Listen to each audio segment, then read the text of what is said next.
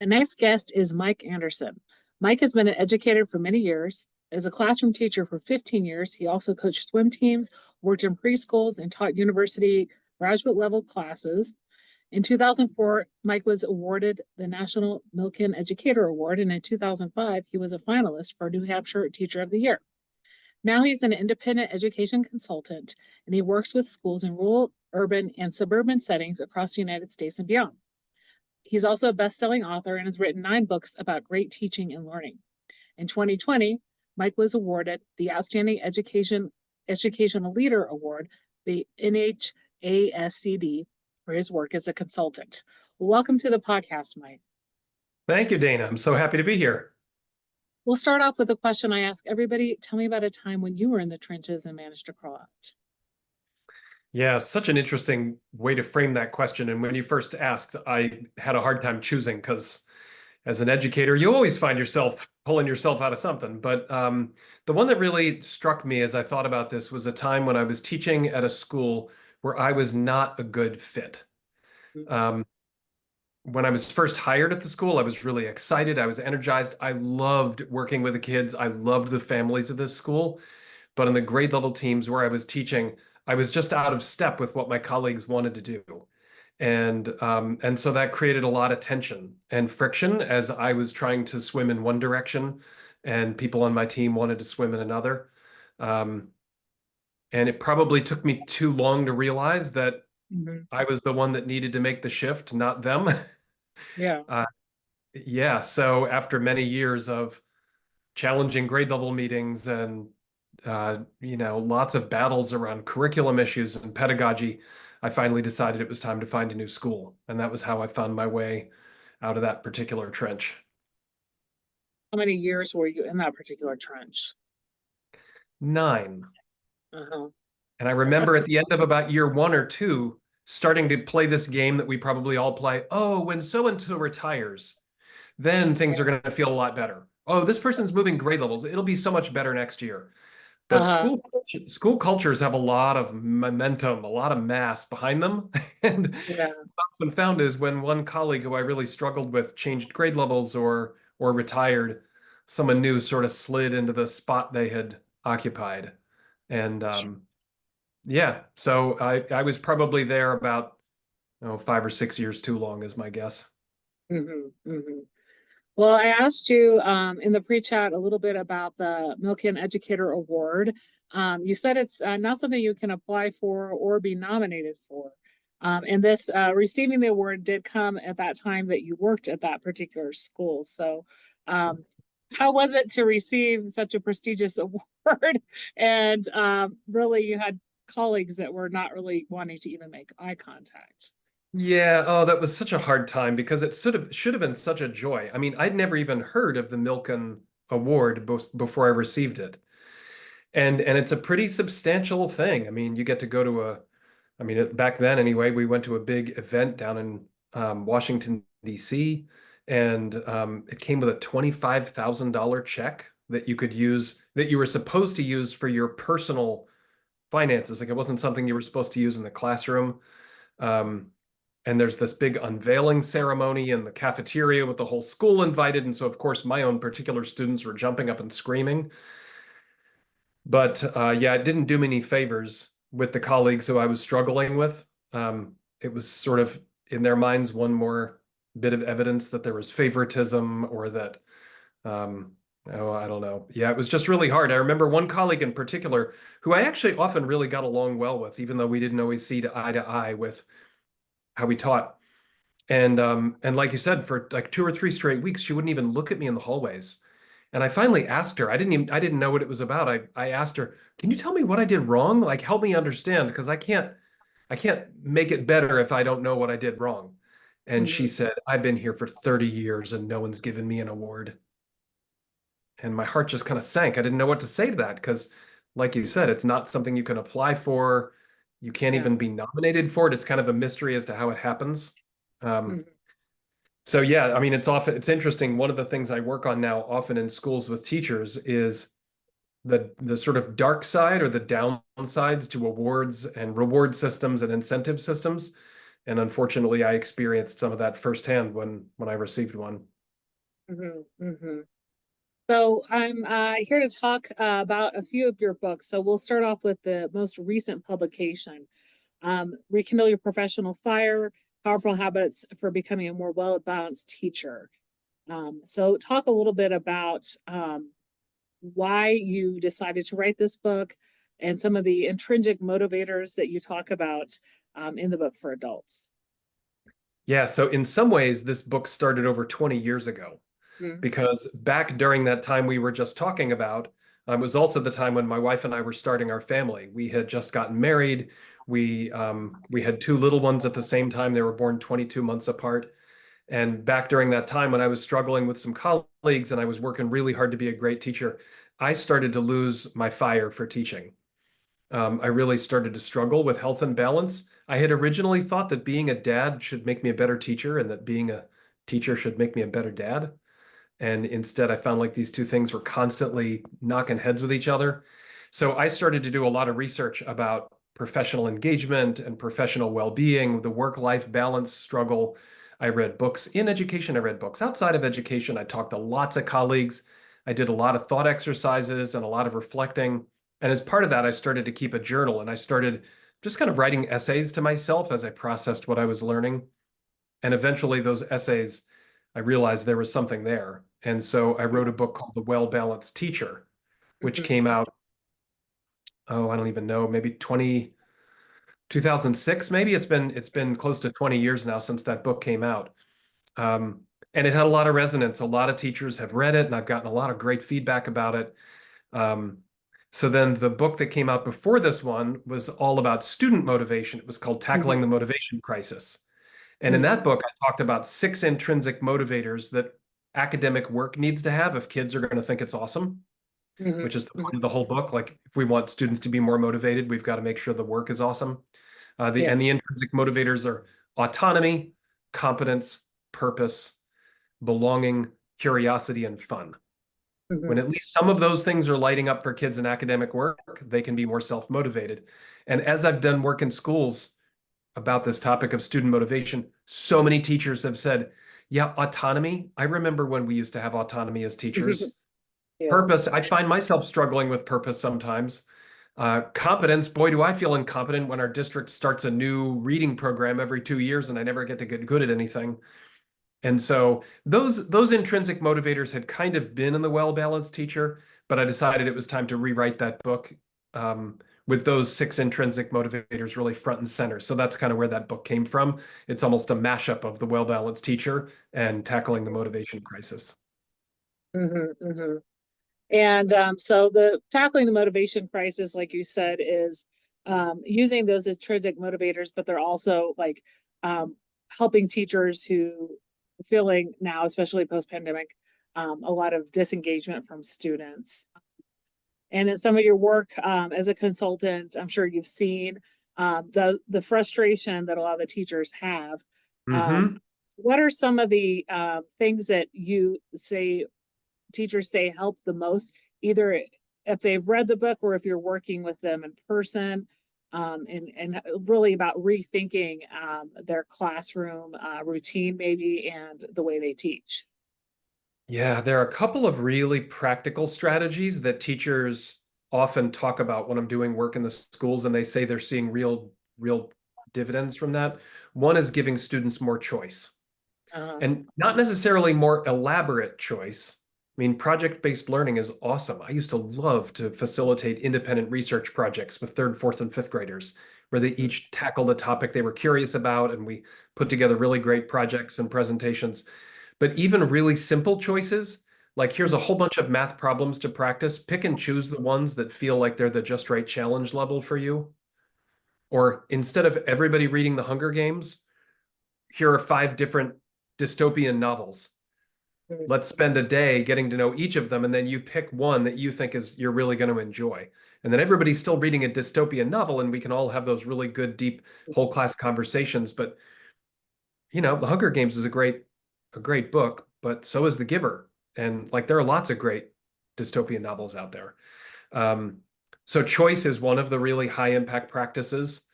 Um, that teachers talk about. And we got to go more than it's going beyond just sort of giving kids more choice. We have to teach kids how to make good choices. Mhm. We have to help them understand what a good choice is given the context of the learning target or the goal. So that's one of them. And another one is language. The way we talk with kids has such a huge impact on how they feel about learning. And it's something that as busy educators, we often don't think enough about. We're often in unconscious patterns of talking with kids about work that we don't even realize is undermining their intrinsic motivations.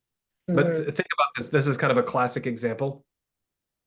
Um, let's say that a teacher realizes that some kids haven't turned some work in lately. And so they Mhm. might say to the class, okay, everybody, I'm looking back in my record book. Some of you still owe me some work from last week. Well, when we say somebody, you owe me work from last week, it's pretty clear that the ownership of the work sits with the teacher, not the student. Mhm. So instead, we might say, hey, everybody, I'm looking through my records. Some of you still have some work to turn in from last week. Sure. Sure. Instead of leading off an activity by saying, okay, in this next activity, here are the 3 things you're going to do for me. Mhm. We might say, hey, in this next activity, here are the 3 things you're going to get to do. Mhm. So really subtle, simple shifts in the way we talk about learning with kids can make a Mhm. huge difference in how kids feel, especially kids who are hypersensitive to being controlled, kids who often get into power struggles, kids who might be, on the oppositional defiant disorder spectrum. Maybe they're not really there, but they're kind of there. They're very sensitive to being told what to do. And so that sort of old-fashioned language of, I'm the boss, you're the worker, I'm going to tell you what to do, here's what you have to do, and you do it to my specifications, that works less and less well for more and more students. Sure. Sure. Yeah, and like you said, it's really like you said, ownership upon kids. Not necessarily something the teacher is asking for. It's something for you to complete just because you're learning about it. Really, there's a lot of things that we can take away just in terms of having students become more motivated in today's classroom. So since you've been consulting, your passion is now with staff support, as you've already talked a little bit about. And how has being a teacher and that experience that you had in the classroom led to just your knowledge in writing on the topics of these books? And you also said that you wrote a few books while you were still in the classroom. Yeah. Yeah, the well-balanced teacher was one that I wrote while I was struggling with teacher burnout. A little ironic if you think about it, because Yeah. taking on a big writing project was not exactly helping me be less burned out. But that's not true, actually, because it got me fired up. It helped me Sure. recapture my sense of purpose and competence. So it's not true that it didn't help with burnout. It did. It just took more time. Mhm. Yeah, and the first book I wrote, I co-authored with a buddy of mine who I used to teach with in Connecticut. It was all about independent research in the classroom. Yeah, so it's interesting you ask about the journey to get here because this was never the plan. Mhm. Like when I was a classroom teacher, I wasn't thinking about this as a career path. I loved being a classroom teacher. And after 15 years in the classroom, I still really loved a lot of it, but I Yeah. felt like I was plateauing a little bit. Yeah. Uh, you can still get better every year, but the amount by which you can get better gets smaller and smaller the further in you get, I think. Um, Mhm. it's sort of like once you're a really fast runner, there's just so much more time you can drop. Um, so I started working for a nonprofit organization. I had done some work with them doing some summer consulting. And so Mhm. when I left the classroom, I joined that organization full time for a while. And then there were some shifts that happened in that organization that led me to think maybe it was time for me to head out on my own. And so I decided to try that. And yeah, it's been kind of a wild ride. Um, Mhm. and as you said, I've really developed a passion for working with teachers and faculty. And I think my classroom teaching experience is so helpful. Even though I've been out of the classroom for a while, I still feel like a classroom teacher who just happens to be doing this weird consulting thing. And Sure. so, yeah, so when I'm giving a keynote for a group of teachers, I'm fully aware of what it's like to be on the receiving end of a keynote at a back to school kickoff. I Sure. remember that very, very well, and what I liked to hear and what I didn't like to hear. And when I'm consulting in schools, my favorite thing to do is go in and teach demo lessons. Like I Mhm. love to, let's say that if the school is working on choice as a vehicle for differentiating learning, I'll go in and teach a middle school science lesson and demonstrate choice and differentiation in action and have the whole science department watch, and then we'll go talk about it and debrief. Um, and boy, I mean, when I was in the classroom, I taught third, fourth, and fifth grades. In the last 15 years, I've taught kindergarten math, second grade music, sixth grade Judaic studies, high school algebra, high school chemistry, fifth grade writing, just anything and everything. And it's so much fun. I just feel so fortunate to get to work with schools all over the United States and work with kids and teachers in a variety of settings. It's pretty amazing. Mhm, mhm. So we're now past the back to school time where you were busy with a lot of keynotes. But Mhm. during the school year, you say you do like more hands-on, as you mentioned, these demo lessons. But besides the demo lessons, what type of work do you do in the schools? Is it with the teachers and their PLCs? Is it working on the curriculum, or is it also working with the admin team? I don't do as much curriculum development work as some do. I usually do more work with teachers on teams thinking about pedagogy and instruction. So here's the curriculum you have. Let's think about how to make it more active and interactive, or give it some more choice so that students of varying ability levels and reading levels can all participate in meaningful ways. So I tend to work in PLC groups or grade level teams or with department teams. Sometimes we'll get cross role groups going in schools and have Mhm. people really just look at pedagogy in a variety of settings. I did some work a few years ago in a middle school that was so much fun. We had teams of 8 teachers put together who were really mixed roles. They worked across the school in all kinds of different roles. And I taught them a set of protocols for how to go in and observe each other in action and offer each other non-judgmental practical feedback on teaching based on the observed teacher's goals. And they were super scared at first, and they loved it. It was super, super cool. So that's the work I typically do during the school year, is working with teams of teachers where, I might do a demo lesson or we might have a discussion about about something. Then they go try it and work on it, and then I come back in a month or two and we talk about how it went and what went well and what didn't go well, and we think about next steps and ideas. And that's usually not a one and done thing. You come back, like you said, after a few months or Yeah. yeah. Yeah, we know the one and done thing doesn't work. No matter how great it really, I mean, haven't you seen that? No matter how great a keynote is or how great a 1 day workshop is, if there's no follow through, if you can't go try stuff and then come back and ask questions or get a reminder about the thing that you heard that you can't remember now because it's 3 months later, like we know that that model of professional development doesn't work. So almost all the work I do is connected to a larger body of work. So just last week I was doing a back to school kickoff in upstate New York. And Mhm. I did sort of a keynote for the whole group. And then we did 4 1-hour sessions for different grade level groups.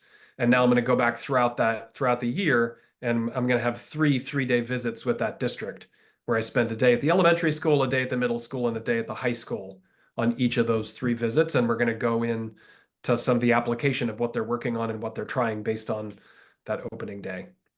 Mhm. Yeah, so definitely if people are interested in getting some work and kind of picking apart the curriculum, looking for ways to motivate students and other ways in terms of just helping teachers not get burned out, you're the person to call for consulting. Out of everything we've talked about today on our conversation, what's one thing you'd like listeners to remember? Boy, we didn't get into any real depth, but the intrinsic motivations of autonomy, competence, purpose, belonging, curiosity, and fun, these are psychological needs that all humans have. We are seeking to have those needs met all the time. We want a sense of power and control over at least some of what we do or how we do it. We want to be Mm, positively connected to people around us. We want to feel like the why matters, like the why we're doing what we're doing is maybe even more important than the what or the how. We need to feel good about what we're doing, and that's true whether you're 5 or 15 or 55. And so if we can remember that that humans are hardwired to seek out autonomy, competence, purpose, belonging, all those, and we design schools that help scratch those itches, so that teachers are feeling those things as a part of our teaching and kids are feeling those things as a part of their learning, then we can get out of the business of trying to motivate other people to do stuff. That's the industrial age model of motivation, is we have a boring, bad, rote task for you to do. And so we're going to give you a reason to care about it, which is a grade or a sticker or a treat or a promotion. And the better you do our rote dumb thing, the better you'll be rewarded. That was a fine motivational system back when most work was rote and Yeah. boring during the industrial age. If you're working in a factory or working in a storefront, that makes sense, but that's so not our economy or our way of living now. And instead, it's so much more important for people to be feeling those motivations of autonomy and competence and purpose. And when we align schools with those, the work is so much better for all of us. Yeah, that's so important to remember. Where can people connect with you and find you online? Probably the easiest place is my website. It's leadinggreatlearning.com. And from there, people can connect with the books I've written and online courses I've developed. They can subscribe to my blog if they're interested. They can see about workshops I offer or professional learning I offer for teachers, and also connect with me on social media through there. Great, great. You also have a newsletter that you put out once a month, and I'll put the link in the show notes as well. People can, like you said, connect and subscribe to your newsletter. Well, thank you so much for your time today and being a guest on the Out of the Trenches podcast. You're welcome, Dana. It's been fun. Thank you.